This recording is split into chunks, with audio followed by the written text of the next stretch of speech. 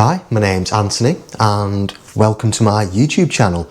I run RTR Motorcycles. Thought it was about time I had a go on here. How did it all start off for me and how did I end up here? So the seed of motorbiking was planted in me at a very young age of watching my uncle race and hearing tales of my granddad race as well. Ultimately, I pleaded for a little pit bike when I was younger and spent many hours in my nan's field, blasting around there, absolutely loving it. And then when I was 16, I bought a Gilera Hack 50, which is a little 50cc crosser, had my provisional licence on that, and I remember going to get my school exam results on that, blasting down that straight, thinking I was mega cool. Got my results and I wasn't mega cool. So I had to run away, join the army, and that's where I learned the sort of basis of my profession, sort of spannering and engineering. And it really taught me that sort of being methodical and having an order to things and taking your time and having that real attention to detail. So I spent 6 years in the army, left the army, and then the passion for bikes reignited again. So I was applying to join the fire service, and in that interim time I thought, you know what, let's get back into biking. Went on Facebook Marketplace. I wanted to get myself a classic, something I could get hands on with, repair, and hopefully make a bit of money. So I found a Yamaha XS 650 on Facebook Marketplace. I spent 4 hours driving down to Southampton, met an absolutely lovely bloke, bought this sort of half done box of bits of a project off him, brought it back home to my dad's house. He weren't best of pleased. So what he offered me was a tiny little space in the front of his garage, wedged between the door and the front of his car, and I had a little tiny strip of carpet, and to work on it I had to open the door and just work on one side at a time. But I spent many of hours spanning away and polishing the pound notes into this bike, and then put it back on Facebook Marketplace and sold it and made a few £100, and I thought, you know what, it's not too bad this, maybe I should keep doing it. And then eventually I got into the fire service. So in between being on duty, I sort of buy and sell a few more bikes and predominantly went down the route of the classic bikes. I loved meeting the people, loved hearing the stories about the bikes, loved researching and learning about these bikes. A lot of them I never even heard of or even brought a spanner to. So I love sort of diving down the forums, learning all I can from them, speaking to people, meeting people, and I was captivated by the engineering of these bikes, sort of what obstacles they overcome and the history, and it was just absolutely amazing. Ultimately, when I was in the fire service, then I bought my own house, and it was one of them typical new build houses where they have a small internal garage shoehorned into the side of it, and I thought this was amazing. You know what I mean? I thought I'd made it. I thought I could have my own bit of space, so I bought myself an old school bench off Facebook Marketplace, an old battered snap-on little roll cab, and got some carpet down there, and I spent hours and hours in there. So I bought a pair of CB404s, a red and a blue one, recommissioned them, restored them, did as much research I could trying to replicate how they would have come out of the factory, and you know, they looked all right, you know.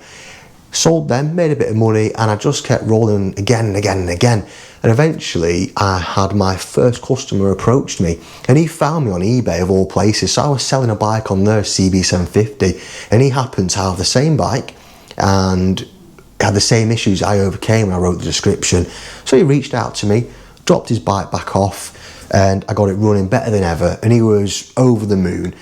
And I thought, you know what, it's not too bad this. I really enjoy it. I loved meeting the chap, hearing his story, hearing about the bike, and the fact that other people had a go and couldn't fix it, and I managed to solve this problem and learn along the way as well. A lot of this is sort of self-taught information. And he sort of put me onto a friend, and that friend put me onto that friend, and it sort of just escalated from there. And I thought, you know what, I could make a little business out of this, a little side hustle. And sort of in between duty, I sort of let it grow and grow and grow, and then moved houses, and I built this little workshop at the back of my house. And again I thought, oh, this is mint, I'm never going to fill it, and I filled it before I knew it. I think at one point I had bikes stacked from the back wall all the way up here, and I was back working in a tiny little space again, shoehorned in a little gap. But I've sort of retracted that. I found more of a niche in the recommissions and restorations rather than just trying to take all sorts on. I've sort of found my footing and found my place in it. And these bikes, what come to me, they can be like a barn find, or they can be the centrepiece of someone's pride and joy at the centre of their collection. So it's just a recommission rather than a full restoration. But like I say, I enjoyed the travel, the meeting the people, the learning about the bikes, and that's the real getting involved and getting into the history of the bikes. You know, I think you get a bit obsessed over it. You hear a bike you've never come across or heard about before, and next thing you know, you've learned everything. You've heard about all the faults, all their issues, all how they were good, how they were capable, how the manufacturers were innovative at the time, and you know, when they found a problem, what did they do to overcome that problem? It's just absolutely fascinating. So that's where it's got me here now. Let's introduce some of the bikes I've got in at the minute then. On the first ramp, we've got this stunning Honda CB404. She's coming for some mechanical maintenance. After a fresh engine and carb rebuild, she does not want to run at all, don't want to rev, doesn't want to idle. The owner has taken this restoration on himself, but he has outsourced the engine and carb rebuild. And he's now asked me to sort it out. Right, no drama. So I need to set a baseline. I need to know what I'm working with. So I ensure cam chain adjustment's been done correctly. Ensure the valve clearance is within spec. I'll check the compression. I'll remove the carbs, go through them. Also, I'll check the ignition timing. You know, as long as I hit everything in that process, there's not much more what could be going wrong and causing these poor running symptoms. But what I have found straight away was some of the valve clearances wasn't within spec, and the timing is out, and unfortunately the carbs are absolutely full of glass bead media. So upon removing the float balls, there was bits of remnants of glass bead within the balls themselves. Upon removing the emulsion tubes, they were absolutely caked full of glass bead to the point where they're completely blocked, and some of the idle circuits from the bodies of the carbs, they are packed solid. So it's going to take me a bit of time to try and free them passageways up. Hopefully I can, and it's not another set of carbs required for the bike. But it doesn't leave me much hope with the engine itself.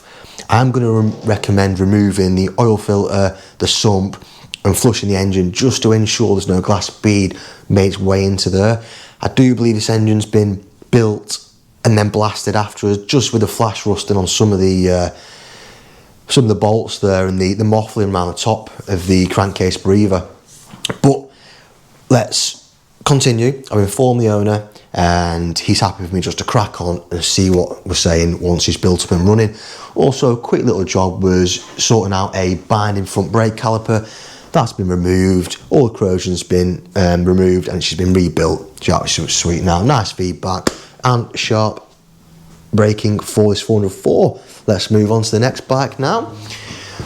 We've got an absolute unit of a bike. It is a Honda CBX 1000. It's a Pro Link. This bike was originally from South Africa, and the new owner has basically said to me, give her a full mechanical makeover and give a bit of a tactical recommission on the aesthetics. We're not going to go overboard. We're not attacking it with powder coat, paint, plating, none of that. It's just what you can see and bringing back to life what's already there, not going over the top. But when it comes down to the mechanical side of the bike, there's going to be no stone left unturned. So on the engine itself, it's a full service. All the perishables will be replaced. That's valve clearance will be done as well. Oil filter, a full check over, compression test, you know, the works. And the carb's getting a full rebuild. She's in a bit of a state at the minute because I've had a bit of issue with my carb supplier. He's over in the States and there's been a bit of drama over there, as we know. So the shipping has slowed right down. So the front end's a bit messy at the minute. So whilst it's like that, I'll be checking all the electrical system towards the mid of the bike and also tackling the rear master cylinder because we know there are weak points on these CBXs. All the calipers will be getting a full rebuild. So I'm going to make a start on removing this, get it through parts washer, detailing it, and it's going to have a full hit. Pads, pistons, seals, all that good stuff. The ultimate goal of this bike is to make it safe, rideable and reliable once more, and these CBX is just fantastic. As you can already spot, it's a Pro Link variant, so all that system will get split, cleaned, and as long as it's serviceable, it'll be going back on. For the time it was cutting edge, it is a bit prehistoric now, but there's no need to be whacking any performance or aftermarket shock on. Just roll with it as it is, as long as it's safe and serviceable. Same with the front forks. All the seals will be renewed, they'll be regassed because they are leaking at the bottom. So they're going to get a little hit on them. Again, just the ultimate goal is just to make it safe and reliable again. Turnkey, you can enjoy a nice day and do a few miles on the old girl because there's plenty of life left in her. There's only showing 10k on the clocks. The valve clearances are all spot on and she's got excellent compression. So I have no doubt this bike's going to be here for a long time. On to the next one. It's a bit of a Looks in a bit of a sorry state on this. So I've built a little wooden frame for it to sit on. Believe it or not, it's a Honda CB100. It's the K0, what's come in the candy gold colours. Now she's in for a tactical recommission and a bit of a mechanical maintenance package, similar to the CPX, just with a bit more heavy lifting. So the paint's been sent off. She's going to come back in the candy gold colours with the correct enamel badges. Oh, absolutely stunning. The mechanical side of it, so it's full service on the engine, the valve clearance is going to be done, and what I can see and remove, I'm going to remove, clean, repolish, re-detail, put it back on, use a correct engine dressing kit, all the correct JIS screws and bolts will be used, and because I'm working with the budget on this bike, and you have to be sensitive of what it is, you don't want to throw thousands at it, you want that nice balance. So what you can see will be replaced rather than being replated, and you know, extending that timeline, because I'm on a timeline this, it's going to be used for a charity ride, so I'm well aware I need to get it done in time. So the idea being replace rather than replate, but again be tactical with it, you know, what you can see change, what you can't leave alone, and that's what I'm going to do. So whilst her pieces have been sent off to the four corners, she'll stay in a little wooden frame. Once it starts coming back, I'll build her back up again. Right, on to the next bike. We've got over here a Honda Superdream. So this is one of my bikes. It's a Facebook Marketplace find, taking me back to my Facebook Marketplace roots. It's a little project. I'm going to tidy up, get running. She does run just a bit rough. It's mega low mileage. It's only 13,000 on the clocks. She's sweet. It's just a nice, genuine, low mileage, honest bike. The plan with this is quick service, brake fluid change, check all the brakes are operating correctly, pads, rear drum, go through the carbs, give them a little clean, nice little setup, valve clearances, balance chain, cam chain, all that good stuff. Just a basic mechanical makeover, not going too heavy, just so the owner can add his own touches to it. If he wants to readdress the paintwork, if he wants to get things plated, if he wants to change them or guard, he can do. But he knows the foundations of his restoration or recommission are solid. So you're buying a nice solid bike, and they are little reliable workhorses. And I say that they couldn't pull the skin off a rice pudding, but if you want the sensation of riding in a cloud of air, these bikes are for you, and they do whisper about nicely. There's something satisfied about a Superdream. And on to the next bike in the corner. As I mentioned previously, I always have a big restoration on the back burner, and it's a Honda CL 450. So all the plating is tucked away in the bubble wrap over there, and I'm going to start now to mount the engine back into the frame. That's after a top end rebuild.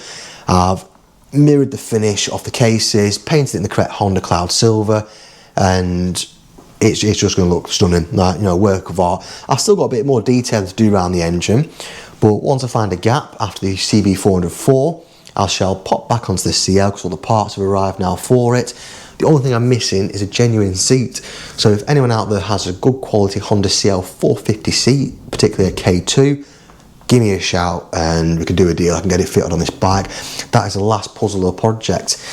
So if you're keen to see more classic Japanese bike content, please be sure to like and subscribe. I've got many more bikes in the pipeline, some absolutely incredible machines with lots of history. So stay tuned and see what's coming next. Let's get it.